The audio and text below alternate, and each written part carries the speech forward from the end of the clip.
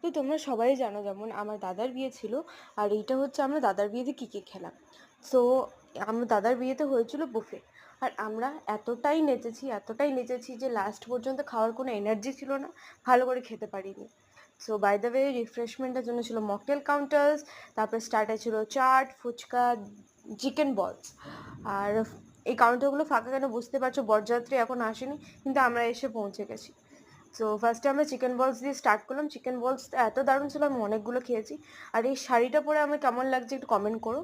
আর তারপরে খাওয়া দাওয়াতে ছিল স্যালাড, কাটলেটস, নান, তারপরে পনির, ছোলে, মাটন, রাইস, চাটনি, দু রকমের পাঁপড়, দেন দই, সন্দেশ, হালুয়া। আর খাওয়ার দাওয়ার তো অ্যাজ ইউজুয়াল ভালোই ছিল।